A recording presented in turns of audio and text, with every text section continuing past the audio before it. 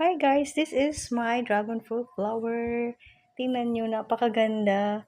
So, nag-bloom siya kagabi, katapos this morning, nakabuka na siya.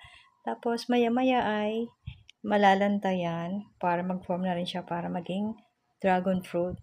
Mayroon pa doon sa taas. Napakaganda ng bulaklak.